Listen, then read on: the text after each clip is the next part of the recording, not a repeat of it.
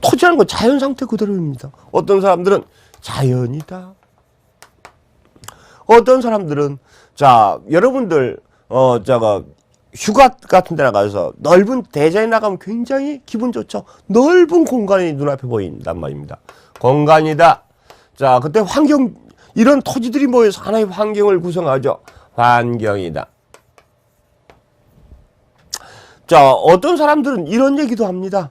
자 부동산이다라는 것은 뭐 어떤 주변 환경과 어우러진 하나의 위치 아니냐. 위치다.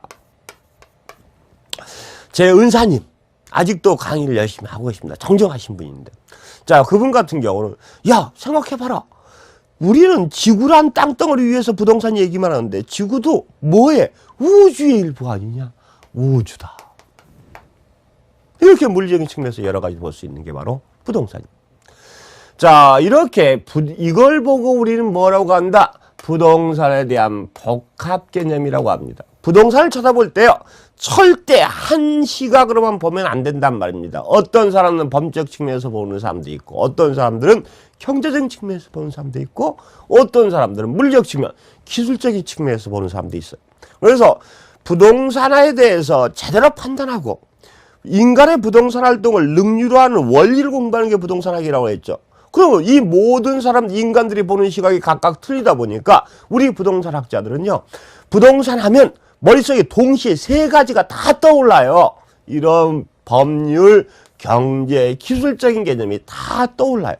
이런 근본적인 개념을 가지고 공부를 하고 그 다음에 만들어진 게 바로 부동산학이다 보니까 시험 문제도 이런 근본적인 논의 토대에서 시험 문제가 나간단 말입니다. 그래서 여러분들 앞으로 부동산이다라고 하면 항상 무슨 개념? 복합 개념을 떠올려야지. 나중에 가면 뭐만 남냐면 범적 개념만 머릿속에 남으신 분들이 계신데 절대 아니에요. 항상 부동산은 이렇게 법률적, 경제적, 기술적 측면에서 다 봐야 된다. 라는 거. 자, 법은 뭐 간단하고요. 물적인 것은 어떤 유형적인 걸 말합니다. 경제적인 건 돈하고 관련된 거니까 요 구분 기준 항상 생각하시고 제가 안내 때 그런 얘기 말씀드렸죠. 이런 항상 세 가지 측면에서 부동산학을 보고 그래서 모든 이론이 다 나가는데 그중에서 공인중개사 시험에서는 어느 쪽이 많이 나온다? 다른 과목에서 하도 법률을 많이 따지니까 법적인 건 잘 안 나오고 기술적인 건 너무 복잡하니까 기초 개념만 나오고 어느 걸 집중으로 경제적인 것을 집중으로 시험 문제가 나온다라는 것도 기억을 하시되 항상 부동산을 보는 시각, 부동산을 보는 시각은 세 가지 복합 개념으로 봐야 된다라는 것은 잊지를 않으셔야 된단 말입니다. 그 다음에 부동산에 대해서 협의의 부동산, 광의의 부동산 이런 얘기를 합니다.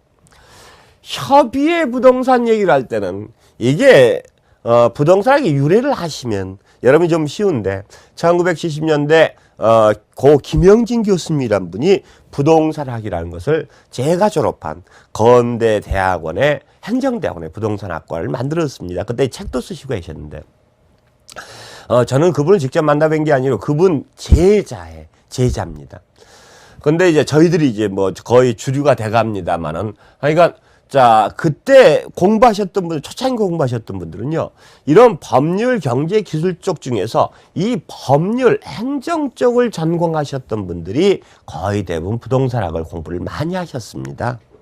제 논문 지도 교수님도 그렇고, 거기 은사님들도 그러셨습니다. 그러다 보니까 그때는 부동산의 어떤 학문적 정의라는데 딱 한마디로 떨어진 게 뭡니까? 이 토지 및 정착물이라는 개념이 한마디로 떨어지다 보니까 아무 말 없이 부동산 하면 협의의 부동산은 뭐 토지 및 그 정착물을 바로 협의의 부동산